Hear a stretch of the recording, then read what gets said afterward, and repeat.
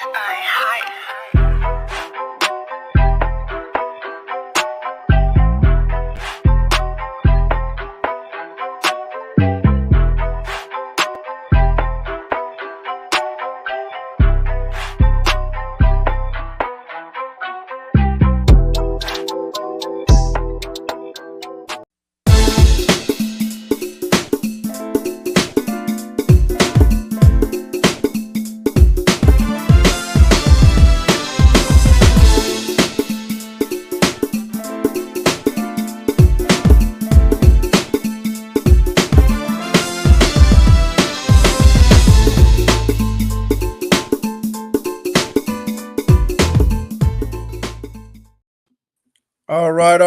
right. Ladies and gentlemen, boys and girls, children of all ages, we are back for another week of Just a Fan Podcast. All right. Tonight it is Viewer Choice. I was gonna say Viewer Choice Awards, Lord have mercy. Awards. Not awards, just Viewer's Marion, Choice. what's up, boy? It's Viewer's Choice with news, okay? I'm your quarter host. The NFL Encyclopedia, the Wildcat quarterback that runs this thing, Coach Williams. That direction, the defensive mastermind, the Austin 316 of football, Panel Good guy with the 316. black What's hat. up? Good guy with the black hat. There you go. What's up? See, I say I ain't looking for no trouble. I ain't ducking none either. All right, and then down below, somebody who has wide receiver experience and coaching experience himself, Steve White, the producer. What's up, man? What's happening, man? What's going on, fellas? What's up? Hey, all right, ladies and gentlemen, boys and girls, children of all ages. Like I said, this is Views Choice round 2 for the back-to-back weeks. We also have some news clips. And actually here, hold on real quick. That direction. The man who's a quarterback who runs this whole thing. Hold on. Wait a minute. Oops, I didn't mean to do that. Well, whatever. I'll figure it out later. All right, check this out. See, y'all about to find out why he's the quarterback that runs this whole thing. He about to show y'all again because y'all thought he was ducking reps and stuff. He ain't ducking reps. That's T Money right there, man. What's up? What's going on? What's good with y'all? Man, not much. And I got to figure out what the heck did I do, man. I'm on the wrong screen. Lord have mercy. I can't figure out now. Oh, well, anyway. Difficulties. No, man. Well, I got technical difficulties. The other three don't. Anyway, so gentlemen, we got something going on with this running back position that's been going on for quite some time now, but now it has really showed its head out of something small. Okay, y'all fill in the blank. Okay, I've been saying it. And Joe Mixon took a pay cut a few days ago with the Cincinnati Bengals to remain with Cincinnati. Saquon Barkley, Tony Pollard, and Josh Jacobs of the Cowboys, Giants, and Raiders, not in that order. They all did not get a contract extension. Tony Pollard already signed his tag, so he's going to play. But Josh Jacobs and Saquon Barkley did not sign their tags, no contract extensions. And so they might hold out. Well, I guess they are going to hold out for whatever length of time. Guys, what do you think of this whole running back thing, man? It's the same thing I've been saying for the longest. The running back market, you got supply and demand, okay? Exactly. All right, so here's the problem. When you have an overabundance of supply, the demand is low, which means the price goes low. Right. So bottom line, that's we talking about Barkley and the Giants, DeMario, you talking about Saquon. Basically, what's going on is teams are starting to realize that you don't have to draft a running back very high. You don't have to pay a running back a whole lot of money, give him a second contract, because they're finding talented running backs in the latter part of the draft or even undrafted that can do what a lot of these high-paid guys can do, especially now when we're in this age of the NFL where the age of the bell cow back is kind of going away. You start to see running back by committee a whole lot more than a lot of other teams.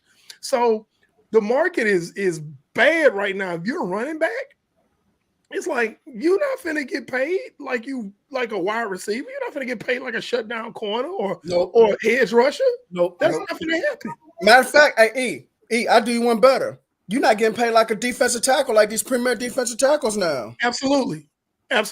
Yeah. And you know, it's like we're seeing it happen more and more. When you start seeing these running backs, even the running backs that aren't drafted high, that let's say they get in the league, they make a name for themselves. They're not getting that second contract. Why would I give you a second contract when I can go draft a guy and he's on his rookie deal? That's right. In the 4th round, 7th round, rookie free agent. Mm-hmm. And to let him run out his rookie deal, and you can come to the table. Yeah. I'm gonna give you an offer, but if you want anything past that, next. Exactly. Next. Yeah, I mean, like if this one person, I would have paid out of the 3.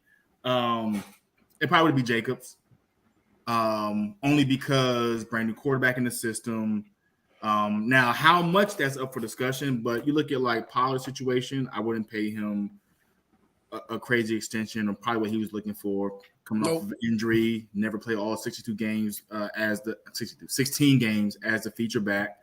Brand new offense. It's not in anyone's best interest because if he does great, you know, we could bring him back next year for a multi-year, maybe 2-year deal, or he could hit the market and get something else. Saquon, get to pay Daniel Jones. He was a big part, but Saquon was injured the season before last. And it's like, you know, it's a brutal position to play. I mean, they want to be paid more. I think someone said they should have their own union. It's like, dude, it's a brutal position that you signed up for. You get paid while you produce. But there are other folks to pay on the team, you know, to make your team actually good. And we're in more of a pass-heavy league now, so there's that as well. Mm-hmm. That's a big part of it, Steve, is the fact that we're in a pass-happy league. Running backs are not – they're needed, but they're not – it's not the same thing as, say, the days of your Emmitt Smiths and your Barry Sanders and your Curtis Martin, Fred Taylors. It's not – you can find 3 or 4 guys that you can plug and play, and all of them on a rookie deal, you know, and then just go for them. And then the shelf life of running backs isn't the same as it used to be anymore. And I think it's part of the evolution of the sport, man. I mean, the big running backs you named, a lot of the quarterbacks really weren't that great. But as technology has come along, sports medicine, physician, you know, you name it, you're getting better film analysts, you're getting better, you know, better film study from quarterbacks. So quarterbacks are actually, you know, performing not better, but they're passing for more yards now. I mean, that's what they're locked in on now as far as the league is concerned. Quarterbacks. It's just the nature of the business. That's just the market, the nature of the business right now. Well, it's not just that. You know, like we said, we can find running backs on day 3 or rookie free agents, but also, if you have an offensive line with a great running scheme, man, you can make a 4th round running back look way better than what he was. You can make Absolutely. a 7th round running back look way better than he was. Undrafted. Right, undrafted. I mean, the foundation example was Denver under Mike Shanahan that ran through running backs like it was Terrell Davis, Orlando Scary, Reuben Jones, Mike Anderson, and a whole bunch of others. Those guys were hitting 1,000 yards left and right. And so now it's like outside zone, inside zone, mid zone, gap schemes, running duo, everything. And now just, like I said, you can find a running back, great run scheme, offensive line, and it's money. And many of those guys that you just mentioned, they didn't get the second contract. No, they didn't. Back then, the trend was set back then.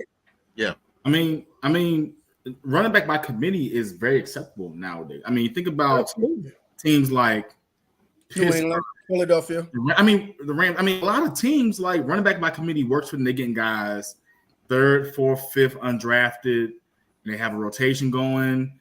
Offensive coordinators they're getting younger. They're getting more creative, and this is like it works. You know what I'm saying? It works.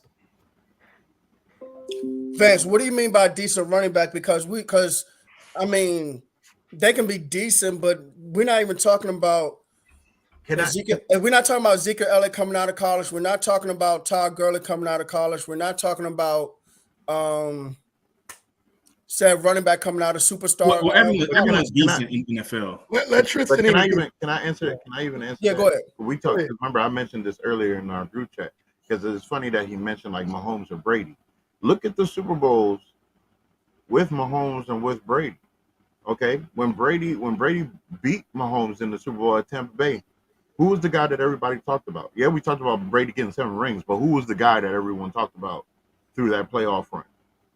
Leonard Fournette, playoff Lenny. That's who we were talking about.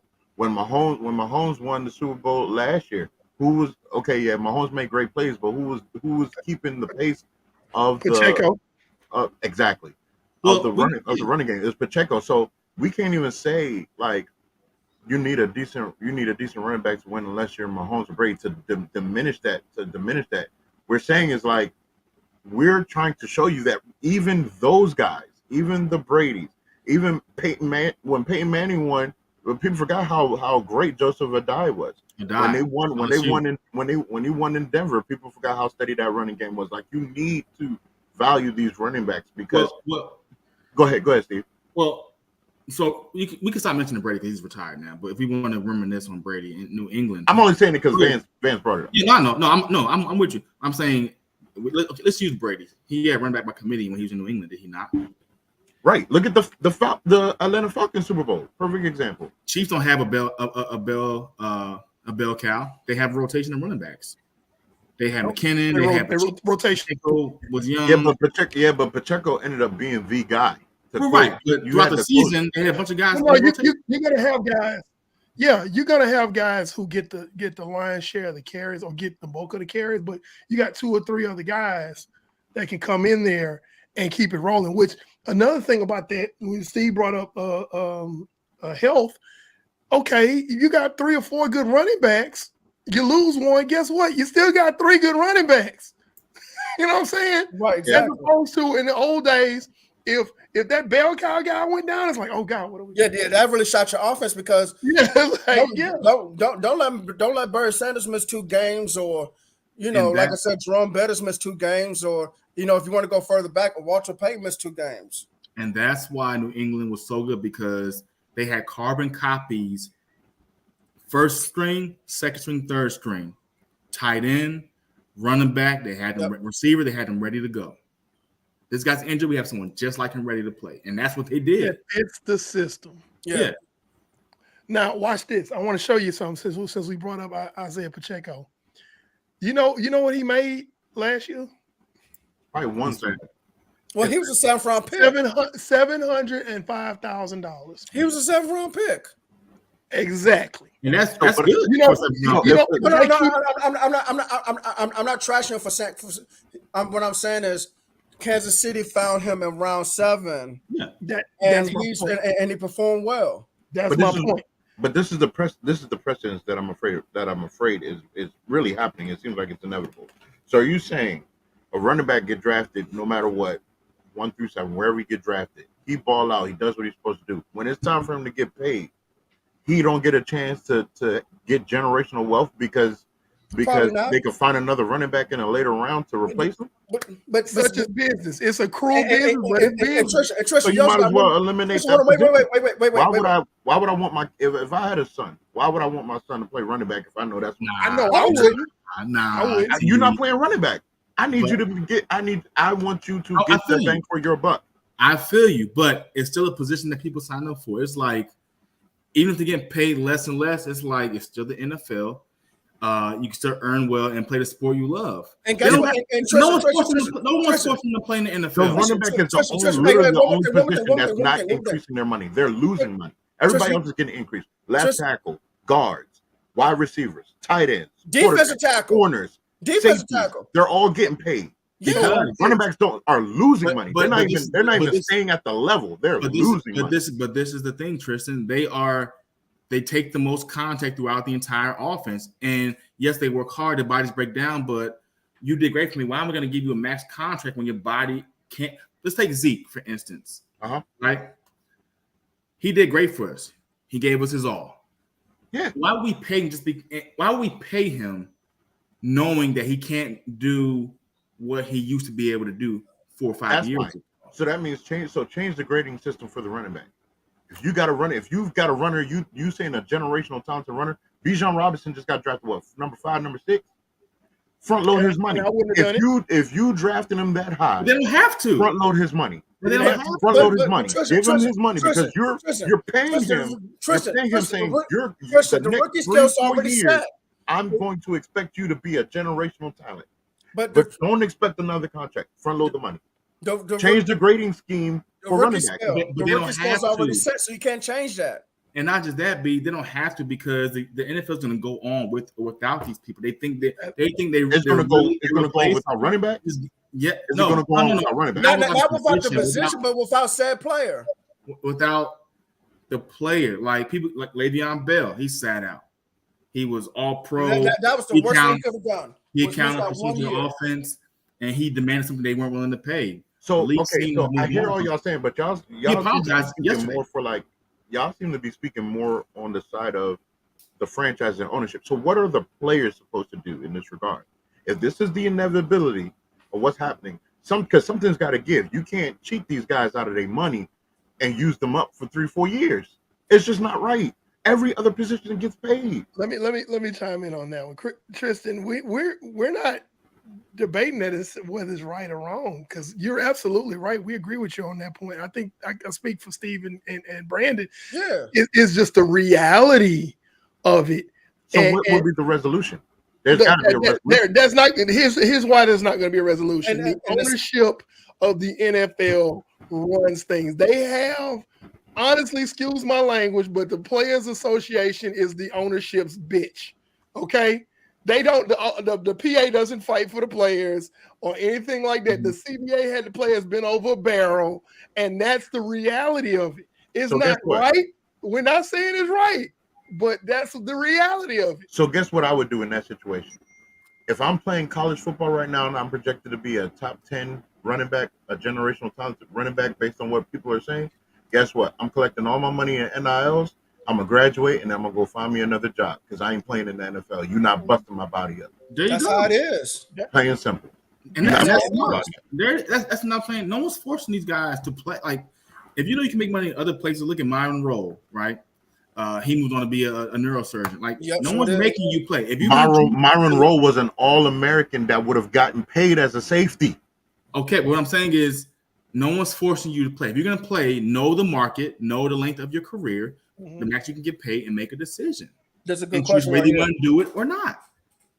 But see, and the only thing Eric James, I agree with Eric. Get a better pay. But the rookie thing is already set, and they have reset it because the quarterbacks were getting paid more than the veterans. The rookie Jamarcus Russell contract was out of control. That's for quarterbacks, and I understand that. That's not for running backs. Hold on. Sam Bradford's contract was out of control. Another quarterback. I understand that, Tristan, but because of that, that affected the entire rookie scale. I'm sorry, but we're not at that place right now. Mahomes and their deal almost double what Jamarcus Russell is getting now. These guys are getting these things in their second, third year. All I'm saying is, why can't the running back? If you got a guy, right? So okay. Let's go with Saquon. Saquon came out, right? Saquon came out, all-purpose yards, doing everything he could for the Giants with a terrible offensive line. An aging Eli, then went to Daniel Jones, who just now might be coming along. Saquon had to carry all that weight, and you're not going to get this man his money. That's on the Giants because the Giants were stupid to pay Daniel Jones $45 million. But that's what I'm saying. But they're looking at it in the same eyes that y'all are seeing it. That Saquon's body probably ain't going to hold up for another 2 years. So why am I going to give him a 3-year extension? But unfortunately, that's how it is because these running backs' bodies are breaking down. That's a shame. Zeke's body broke down. I don't disagree with you. Todd Gurley's knee. Todd Gurley should have never played in the NFL. Period. That's my personal he was playing on both sides. Let's just be real about the nature of the game. The running back is completely dependent on his offensive line. A receiver and quarterback in a decent offensive line. Yep. It's you. DB, it's all about me. Running backs are contingent upon their offensive line, man. Yep. And if they don't have one, a great one, or if the team's not investing in them, then you have to be careful about what you're going to spend on that guy when you're pouring all this money to the QB, which is the nature of the game now. I'm not agreeing with it. I'm just saying that's just what it is right now.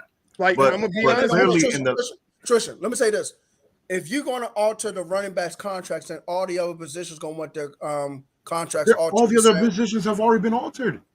Jalen Ramsey set the market for corner. No, I'm not. Derwin James set the market for I'm safety. talking about rookie They're contracts all only. been I'm altered talking already. about rookie contracts only. If you're going to alter the running backs' contracts, then you have to do everybody else's, which then in turn mean that you're going to have to shoot the salary cap back up much higher than you want to. And I'm sure the owners ain't ready to do that yet. All So the both of us college saying the same backs, y'all thing. get y'all money in the NIL while y'all in college and Right. you get y'all degrees. I agree, Don't T. look at the NFL. I agree with you, T. I Hey, agree, look, T. And look. y'all saying the same thing because when the running backs reset the market, I don't want the wrong players, and I have it in my mind, but some of them got injured and were out for 10, 12 weeks of a season. The Rams should have never gave Todd Gurley that contract because Of course he had degenerative knees coming into the league. which was Everybody knew he was on borrowed time. It was Right. lucky that you got Right. what you got out of it. Right. He should have never gotten that deal. He should have Right. never gotten that deal. Honestly, Ezekiel Elliott shouldn't have gotten that deal. They more so paid him Right. for the services he got, for Right. services he did. But that year before, we saw that there was a decline. Le'Veon Bell shouldn't have gotten that deal. He was never the same after that when he got that deal with the Jets. Never the same. Contracts he had- are based. I'm sorry. He said got- a year. So contracts are based on, Eric, I'm gonna get to your comment in a minute, but contracts should be based on good business wise, what you're going to do, not what you have done. Right. And the issue is with running backs is that they Unless you're a quarterback. where do guys, hold on that comment, Brandon, because I'm making a point. I'm gonna get to that comment. That's a I good got you. point. But basically, everybody is snake bit and scared based off of what Dallas did with Ezekiel Elliott a few years back. Yeah. And they're like, heck no, we are not gonna pay, this amount of money for you based on you gave us 4 or 5 good years, because most rookie deals are 4 years and they might give you that 5th year option if you're really playing well, but not even further than that, not any further than that. Like, for example, I'm gonna go back to Isaiah Pacheco. He maxes out at 2025. He gonna make $1.1 million at 2025, and then he's gonna be hard pressed to basically be able to try to find a deal, because guess what? The next young hot stud gonna come along. You freezing up. Say again. Okay. And I was gonna say you was freezing up, but you're good now.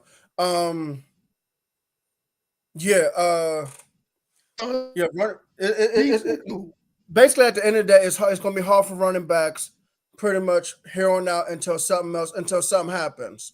Until running backs start having longevity again, like how the old running backs used to back in the day, or how Frank Gore did, or how Adrian Peterson did.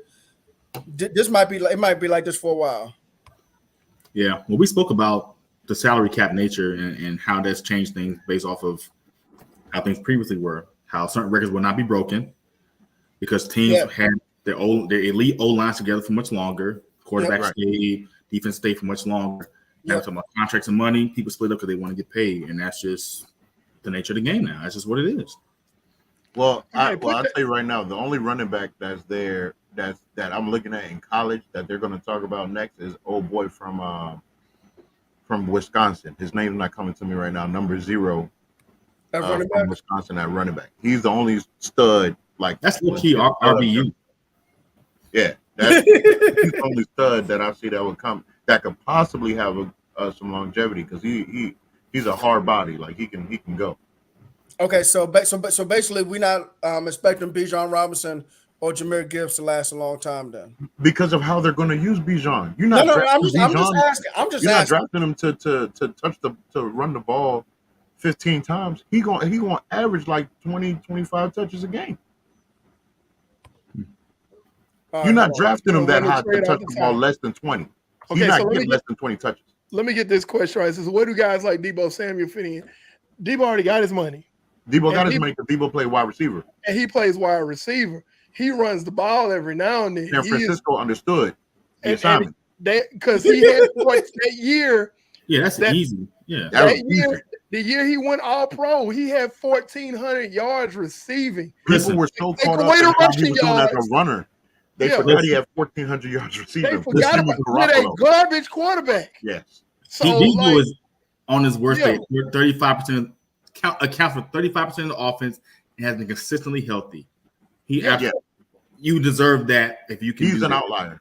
Now, to take it a step further, because Debo's contract ends I believe in 2026, so he can get a third contract. The question is going to be how much is Kyle Shanahan going to run Debo Samuel into the ground these coming years? Yeah, that is going to play a little bit into his third contract. Yeah. Now, if he's a pure receiver with a couple of runs every now and then, he'll get a third deal. He'll get another third contract. He'll get a third deal. But if Kyle Shanahan, like we know he likes to do, runs him into the ground, then yes, that's going to affect his third deal. And let me say this because I saw the comment he had earlier saying that we're not going to see another Adrian Peterson for a long time. We already seen him. It's Derrick Henry. He ain't Adrian Peterson-esque, but that to stay relatively healthy and bang the way Derrick Henry bangs, like Derrick Henry is an anomaly. To be that physical of a runner and not have any major injuries or see a good time. I mean, as tall as he is, too, because he is tall. He's a tall running back. Didn't he miss like 8 games and he was like the leading rusher to like the last couple of weeks of the season? Like it's crazy. So yeah, well, they might have been in trouble. Well, number one, he's a power back, so I think that's AP Peterson. Different body sizes. AP, they both have good acceleration downfield. Well, Adrian Peterson's an alien, so yeah. Well, I'll tell you what, and not just that, AP has dominated for longer than Derrick has so far. Because this is their 7th season or something like that. Yeah. AP had a decade solid of just, All right, so then since we're on Tennessee, let's segue to Nuke Hopkins signing with Tennessee then. Where wide receivers' careers go to die. Never lie. Julio Jones. Julio. Randy Moss. Andre Johnson. Andre Johnson. Yep. I was shocked. So here's my theory about that. DeAndre Hopkins was born and played high school football in Clemson, South Carolina. Okay. From Nashville, Tennessee to Clemson is a 5-hour drive in a car. Oh, that's not bad. So because the deal that he got was not blow the doors off the car deal. Okay. And he went to a team who we all picked to probably be 4th place in the division that year. And he was up there talking about, well, I want a good quarterback, I want a contending team, and I want to get paid. But every none of those 3 things happen. I hate players. You don't have to say things that you say because you look silly. We know everyone would love to win the Super Bowl, but your decision is not based off of that most of the time. He went to Tennessee. They just drafted a kid. And they have Malik Willis. What's his name? Trevon Burke? Something like that. Man, they got some quarterbacks. I don't even know, man. He went there for the money. He has been egregiously bad at drafting. He could have got a very similar deal to a way better team. That's all. Outside of A.J. Brown, Tennessee is falling apart. Tannehill is done. Derrick Henry, I give him about another year or 2, and that's it. Because D-Hop is 31, and I give him about a year, maybe 2. But Tennessee is done. D-Hop is not getting anything in Tennessee. It's a wrap. No. Matter of fact, let me ask you a quick question, though. Does D-Hop even move the needle in the AFC South alone? No.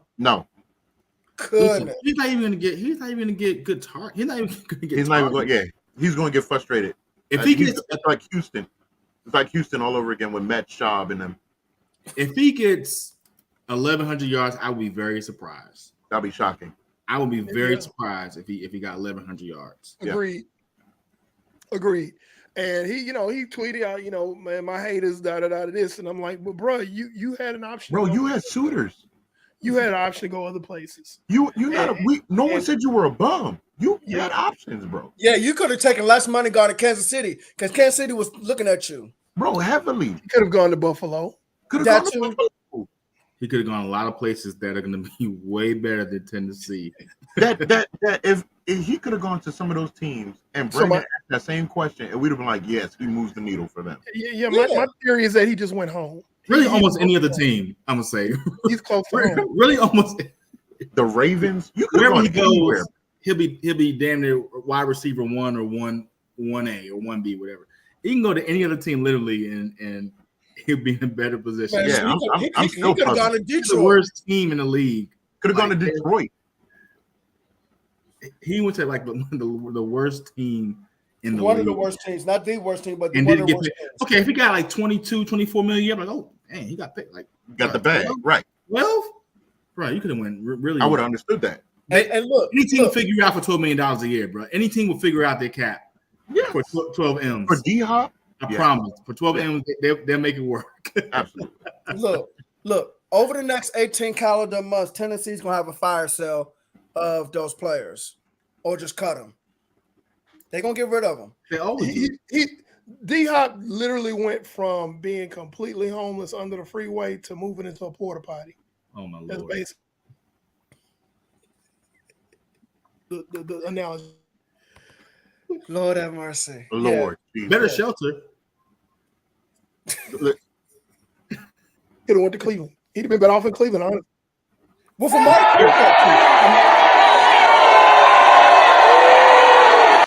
bruh, literally any other team he would have. Where'd that come from? Came from me. Okay, I was gonna say I didn't do that. I don't do the technology stuff. I had to boo it. Tennessee will be one of the worst teams in the NFL this year. That's why I'm surprised. We know that. That's why I'm surprised Madden put Derrick Henry in his Madden rating. I'm like, that's gonna change. What was Derrick Henry's Madden rating for this season? Anybody know? They haven't been released yet. They ain't been released yet? Not running backs. It's They're doing it day by day. It's gonna be high. It's gonna be. I mean, listen, man. The man was gone for 8 games and held the rushing lead for majority of the season. Like, I don't understand.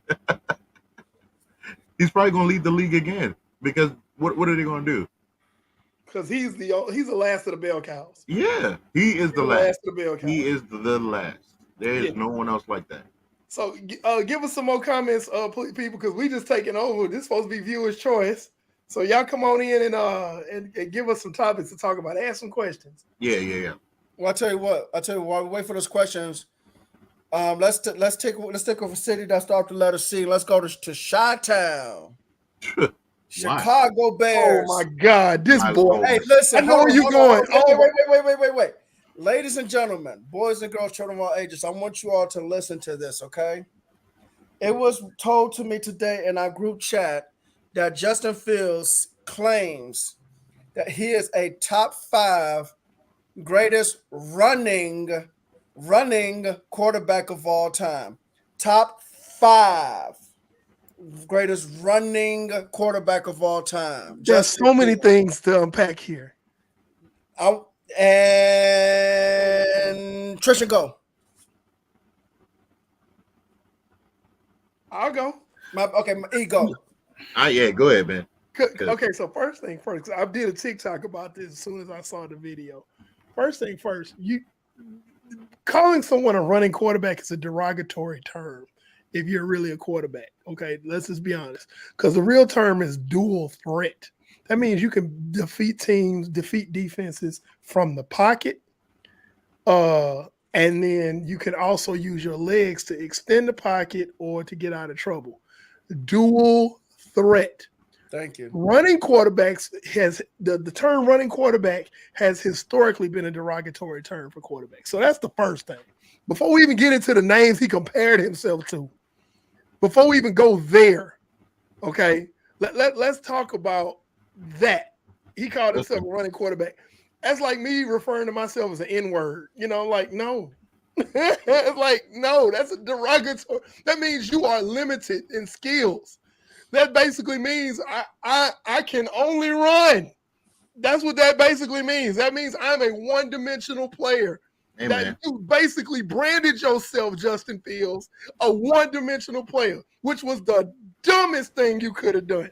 Amen. Now, let's move on to talking about the people he put himself in company with. Here we go. He said Michael Vick, Cam Newton, Lamar Jackson, Mm. and wait a minute, here's the best one, Steve Young. Ugh. Steve Young is a Hall of Famer, and he can beat people from the pocket. He can run, but he didn't have to. He just did because he could. Okay? All right. Let's look at Lamar Jackson. Lamar Jackson has had a league MVP. Correct me if I'm wrong. Mm. Yes. Okay. No. All right. Cam Newton has brought his team to a Super Bowl. Didn't win, but he brought his team to a Super Bowl. Am I correct? And has an MVP. And has a league MVP. Mm. Okay. Michael Vick, toward the end of his career, became a fantastic pocket passer, but still had the leg work. Woo. So these guys are dual threat quarterbacks. Meanwhile, you talking about I'm a top 5 running back, I'm a top 5 running. Please stop with David Carr. Leave David Carr alone. He ain't had no offensive line. But Justin Fields up here talking about he's a top 5 running quarterback of all time. And I'm like, listen, dude, your team about to be 5 and 12 this year. Look, Steve McNair got his team to the Super Bowl, okay? And was a co-MVP with Peyton Manning. Thank you. See, y'all giving too much attention. First of all, you being top 5 in your division is arguable. I'm gonna say that. Number 2, I miss the old days when people had stupid thoughts. They couldn't put it out there. They couldn't put it out there on social media. And they just kept it to themselves. They kept it to themselves. Everyone has a voice now. I'm like, and they say anything and everything on Twitter. Instagram. It's helping the podcast because we got something to talk about when people say stupid stuff. Facts. For a team that knows to be top 10 worst in the NFL, I can't even get this energy, man. Bro, you finna be drafted in the top 10, and I'm the top 5 running quarterback.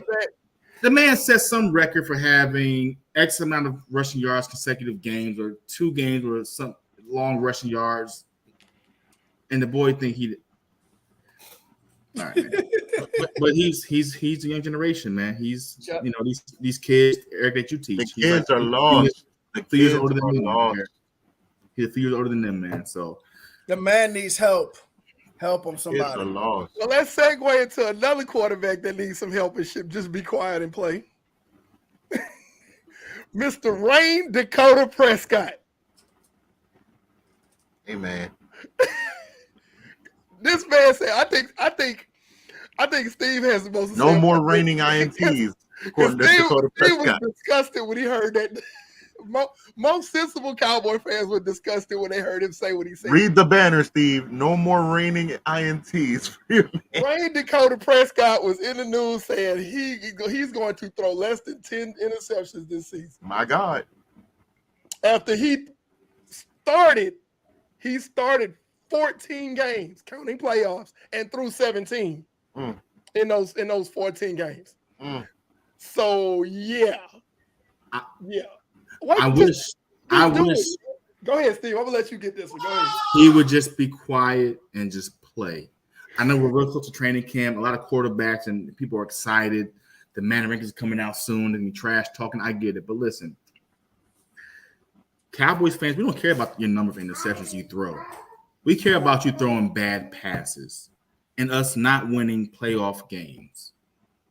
So for you to open your mouth and say what you're not going to do, what you're going to achieve, the greats don't do that, man. They don't do it.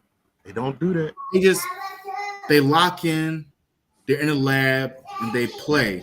And so if they underachieve, they underachieve. They're not being clowned for making these dumb predictions. Exactly.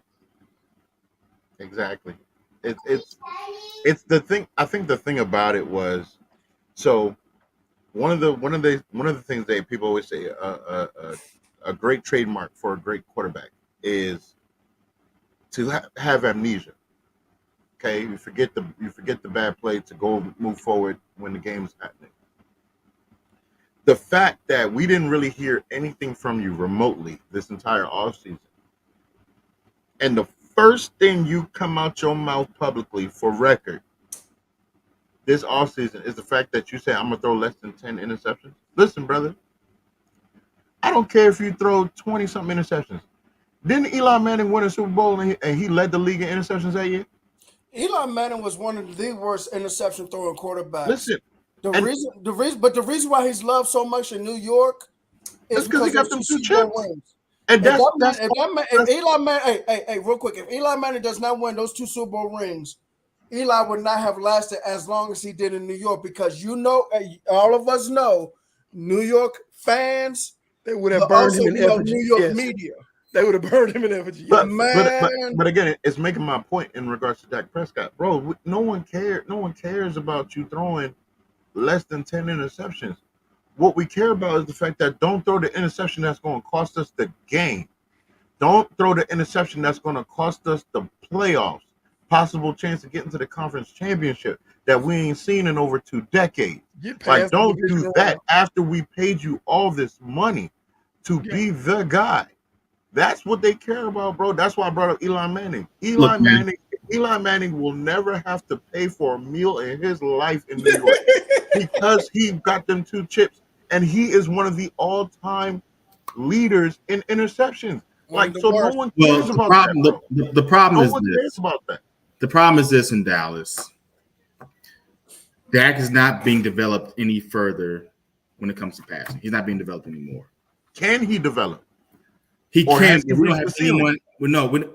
I don't know. We don't have anyone. I feel like anyone can always learn. We have not invested in the proper QB coach as of recent to develop him to be that way. Interceptions are just really, really bad decisions. It's not like one-on-one downfield, I'm going to see who gets it. It's like CD's covered, 2 guys on him, I'm going to just throw it. Or a DN is following me, I'm going to just lob it up. It's just bad decisions. And the accountability is my issue. You have so many quarterbacks in this age of social media that just are quiet and they just play. They just play. But to make that bold prediction, it's just like, dude, you setting yourself up to just be clowned, man. Well, now you're instead of focusing on the game, instead of focusing on the season and taking it game by game, your interception is now going to be on a counter. Everyone's going to count these things. I'm not like every time. Let's see. I know I'm gonna be. There's one. There we go. There's one. Okay, he got 9 more to go. Like that's what people are gonna do every week. I'm gonna be counting. I'm gonna tell you that right now. I'm counting. The last time Dak Prescott had a good quarterbacks coach was John Kitna, and that was early in his career. And that's when he played his best. Yeah, that was like 2017, 2018. Dude, listen. That's when he played his best. Listen, man. And at the end of it, go ahead, Steve. When I coached in Maine, I actually coached a kid that had the same QB coach as Tom Brady.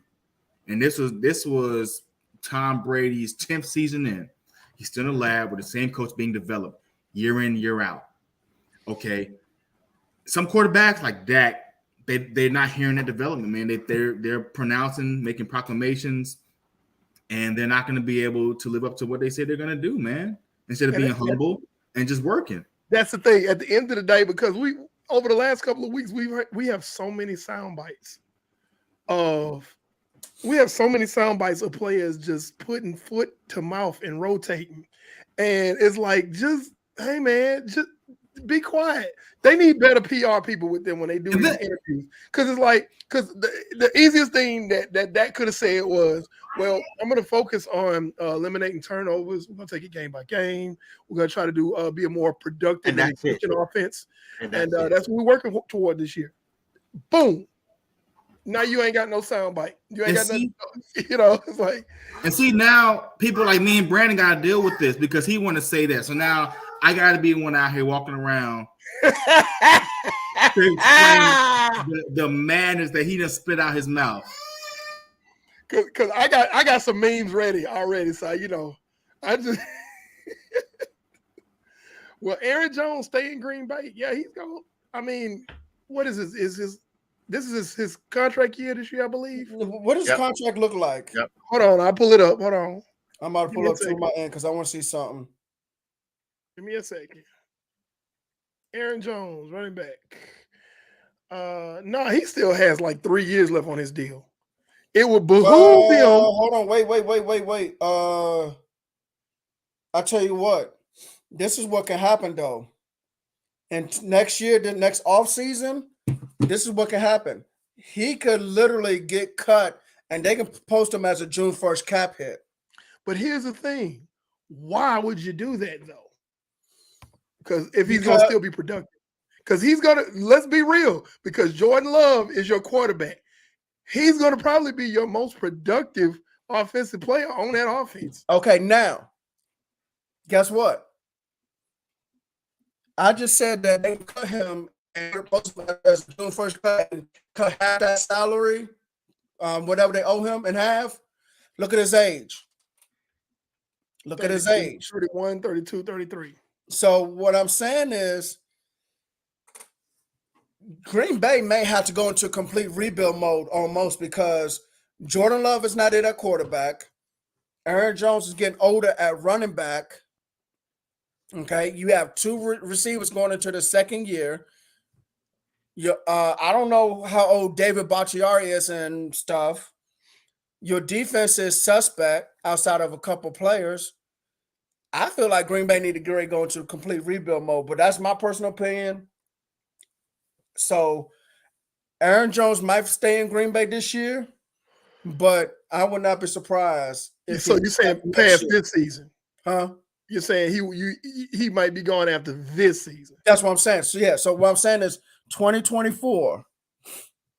If you cut him, it's a $12.348 million cap hit. If you put a June 1st hit, it cuts it in half. So it's like 6 point whatever. 6 point whatever in 2024, 6 point whatever 2025.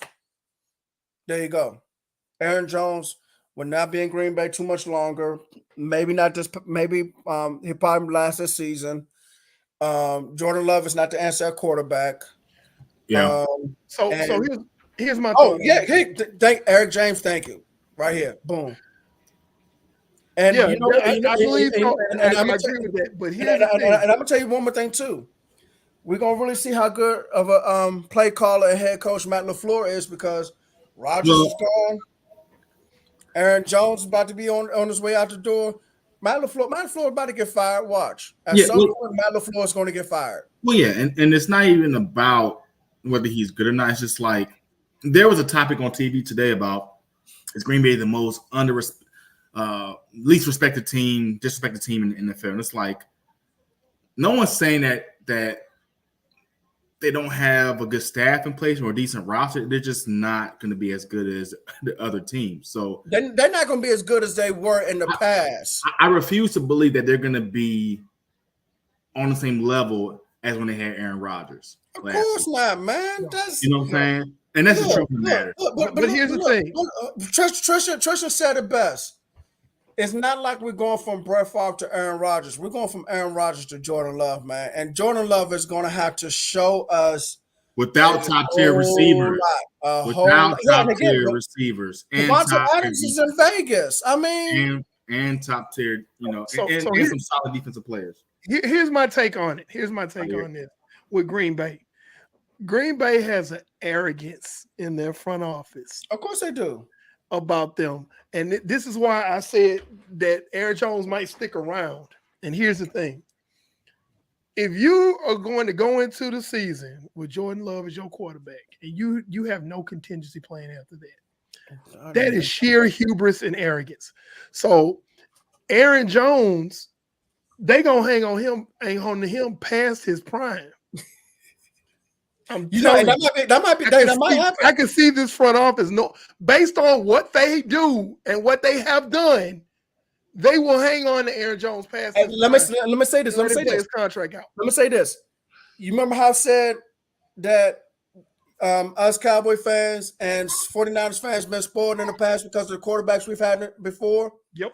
Green Bay spoiled right now. That's why they're acting like that. They went from Favre to Aaron Rodgers, and now they're expecting the same thing from Jordan Love. Hold on. Let me finish up real quick, Steve. They got spoiled, and they about to learn the hard way. Go ahead. For the past 28 years, they've had a top 5 quarterback in the NFL. Yes, and that's why I said they're spoiled. That changes this year. From 95, 94, whenever they got Brett Favre from Atlanta. That was 1992. 1992. Okay. What's that? What's the math on that? 31 years? 30? My point. Whatever. It don't matter. It's the fact that because what happened was Favre was drafted in 91 by the Falcons in second round. He got traded to Green Bay the following offseason. Ron Wolf made him pass the physical. He really didn't pass the physical. He didn't pass the physical, but Ron Wolf pushed it through, and that's how he ended up in Green Bay. So 1992. So from 92 until this past season with Aaron Rodgers, like I said, they're a top 5 quarterback, and you go from 5 to whatever you think Jordan Love is, but he is down there. Yeah, and it's no shade. It's just a rebuilding period they have not seen in almost 30. Well, we said 30 in 31 years. Yeah. So, but they're gonna learn the hard way. They're gonna learn. Thank you, Sam, for that question. But that reason alone is why I think they'll let Aaron Jones stay past his they'll let him stay past his prime and play out his contract, because there's this hubris, this arrogance in Green Bay that they, we still in it. No, you're not. Okay. You about to find out the hard way. Yeah, you're still, we still in it. No, you're not. You're not in it. You're not the best team in your division. You're probably not even the second best in your division. So who would be the second best team in that division? Well, let me see. I'm the chronicler, right? That division. So based on what we said, I said Steve said the second best team in the division is the Lions. I said the second best team is Minnesota. Tristan said the second best team is Chicago. And Brandon, you said that the Green Bay Packers were the second best team. I said that? Yes, you did. You know what? I'm gonna have to go back and study some more, man, because I'm about to go back and look at that, man. I'm gonna stick with it just because we did the show, but I'm gonna have to go back and look, man. Yeah. So that's the thing. So that's wow. So yeah, keep the questions coming. Don't be shy, because we basically are giving you breadcrumbs to go off of. But anything that you want to talk about involving this year's NFL season, or we can talk about NFL history. I tell you what. Hold on, give me a second. How do y'all feel about the Jets being on Hard Knocks? That's a good one. I don't care. Final answer. I'm looking forward to it. I'm looking forward to. I mean, I like Breece Hall, the new additions, Aaron Rodgers, of course, Lazard, Elijah, all those people. I'm looking forward to it, man. It's a more solid team than there's been in the past. So they've had some trash teams in the past.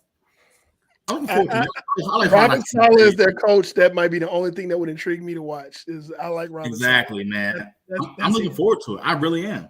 Look, this might be the best Jets roster since Rex Ryan's first 2 years there. Mm-hmm. Mm-hmm.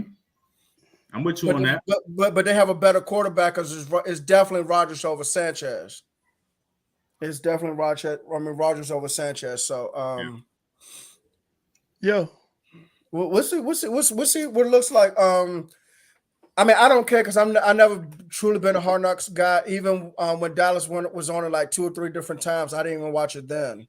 And it's become kind of a epidemic now. Most teams don't want to be. They have to be voluntold to be on Hard Knocks now. There's a lot of teams like, nope, we don't want to do it.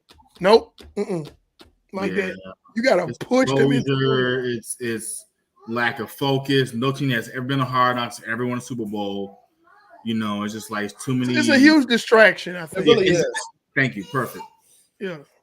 it's really a big distraction, and I think a lot of coaches like, no, we trying to do something here, and this is all these cameras. Excuse me, all these cameras everywhere. Just got to be a distraction, especially if you got a young team. Oh my God, if you got a young team, that's really a problem. And it's a mix of young talent and veterans, because Rodgers a veteran. Lazard, I think, is in his prime or close to his prime. Cobb is a veteran. Quentin Williams going to his prime. I tell you what, Quentin Williams, man. Hey, look, Quentin Williams became the 6th defensive tackle to get paid, man. Matter of fact, this what happened this offseason.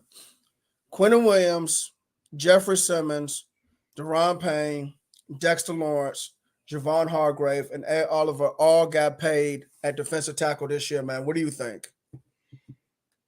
That's gonna the funny thing, that D tackles, but it's actually gonna set a precedent for everything along the defensive line. Because you got guys that are basically like prime example, Nick Bosa, his deal's coming up. Yep. I think that's gonna set the market. It is for edge rushers. Like, it's gonna reset rather. Mm-hmm. It's gonna reset the market for that. I think that that these guys that are it's funny how we watch this evolve, because I mean, you think back about maybe 20 years, maybe 30, defensive linemen didn't get paid like that, especially in the interior. And then your running backs got paid. Yeah.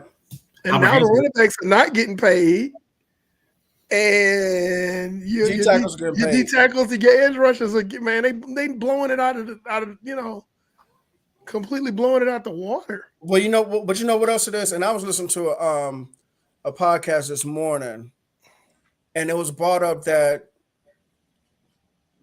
it really, you have to blame the spread offense that has now taken over football. Yeah. And this is what I mean. Yeah.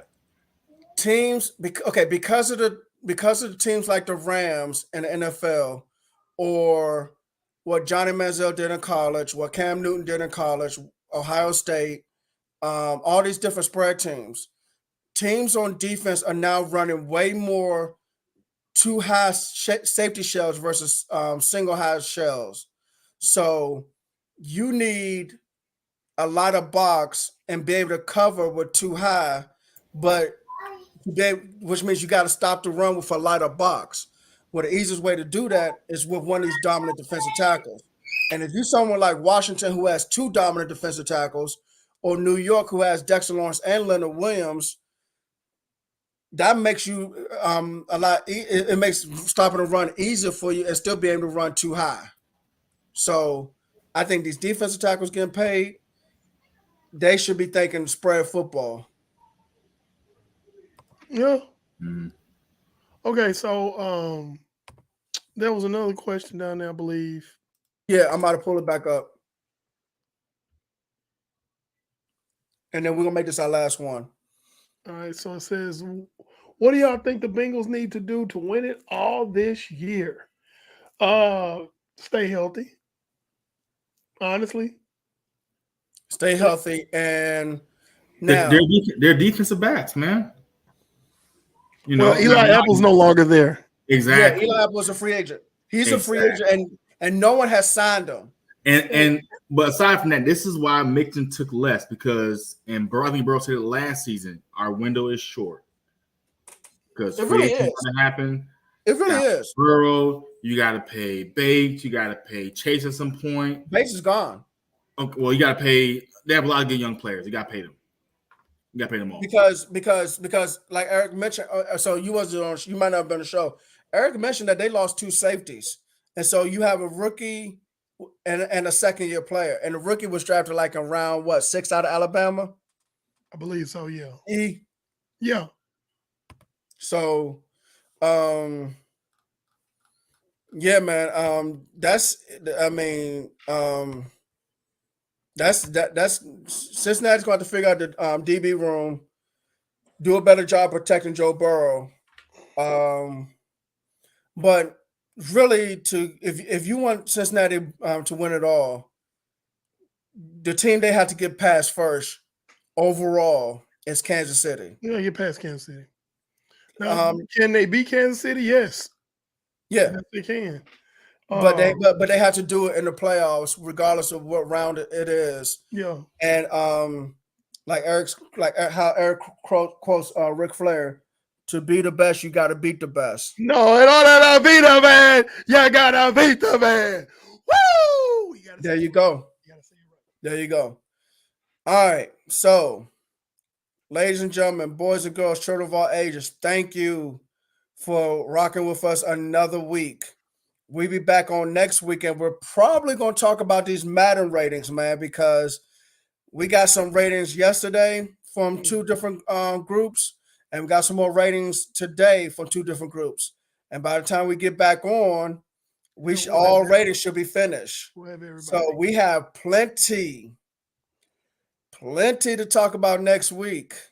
So thanks for rocking with us. We are live on YouTube, Twitter, Facebook, and Twitch. You can follow us on TikTok, Twitter, Facebook, and Instagram. You can also listen to us on Spotify, Google, and Apple Podcasts. Quarter host right here, NFL Encyclopedia, Wildcat quarterback, Coach Williams. That direction, the defensive mind, Austin 316 of football, Pando 316, Eric Wright. What's up? What's up? The good guy with the black hat. There you go. Hey, we thank Steve for being on with us. They both had to dip out and do daddy duty. And Tristan, look, all those videos you saw, that was Tristan, okay? That's why I call him the quarterback that runs this whole thing. And he showed it again to you guys. So, good night, and we will see y'all next week.